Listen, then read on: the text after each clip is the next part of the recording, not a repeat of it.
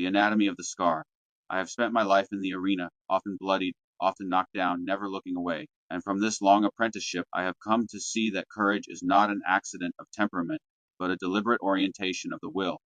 It is the reflective choice to confront the real, rather than to take refuge in comforting shadows. The coward's life is defined by retreat. He is the prisoner in Plato's cave, who, when confronted by the fire, turns back to the wall because the light injures his eyes. He mistakes the avoidance of pain for the preservation of life, and confuses safety with being. But fleeing conflict is not survival so much as self-abnegation. By denying the trial, he denies himself the means of proving and perfecting his character. He lives as a will in abeyance, owned by fear rather than owning himself, and his supposed preservation is a diminution of personhood. The brave man, by contrast, embodies the Stoic insight Epictetus taught. Externals, flesh, fortune, reputation, are indifferent. What is properly ours is the proeresis, the rational choice. When the proeresis embraces duty, the body may be wounded, but the moral agent remains intact. Bravery, therefore, is not mere impulsive recklessness, but a reasoned assent that some goods, integrity, truth, honor, are not instruments to be traded for comfort. Kant gives structure to this intuition. To flee when duty requires facing danger is to treat one's own dignity as a mere means to the end of avoiding discomfort, and that is precisely what the categorical imperative forbids. If the maxim, "I will avoid pain at all costs," were universalized, it would contradict the respect due to rational agency. The brave maxim, "I will stand when principles demand standing," can be willed as a universal law, because it upholds the dignity of persons. From the ethical premises, rational agents possess inherent worth as ends in themselves, and actions must be universalizable without contradiction. Bravery as duty follows. Choosing to risk death rather than surrendering moral agency coheres with respecting persons, and thus is rationally required in certain contexts.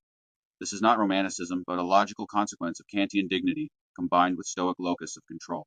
I look at my scars and find they are not shameful stains, but proofs, empirical tokens of decisions taken under pressure. Each scar is a record that my proheresis chose to engage rather than to hide. They are the receipts issued by experience to attest that I participated in the shaping of my soul.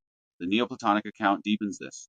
Plotinus taught that the soul descends into matter to test itself and to return refined. The encounter with resistance is intrinsic to that ascent. The soul does not merely observe, it exercises and thus acquires virtue through struggle. If the soul's telos involves reuniting with the One by cultivating likeness to the good, then risks undertaken for virtuous ends are not gratuitous suffering but necessary exertions in the soul's education. The coward, by avoiding trial, returns empty-handed, no tempering, no enlargement, while the brave return bearing an inner weight, experience-formed judgment, steadier will, and verified commitments. This is why bravery births legends. A legend is a narrative that preserves the moral worth of particular acts beyond biological death. It memorializes a spirit that resisted entropy, that affirmed high goods under pressure. The coward births oblivion, because an existence untested contributes nothing to the communal memory of virtue.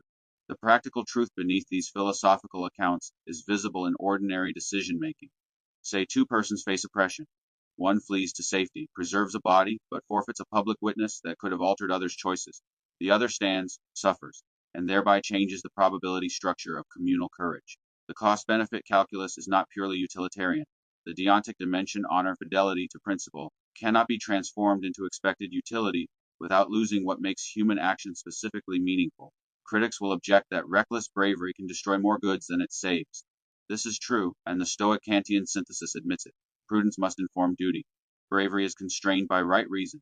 It is not gratuitous self-destruction, but a rational readiness to accept risk when the moral calculus and the claim of duty demand it. Thus the thesis stands refined.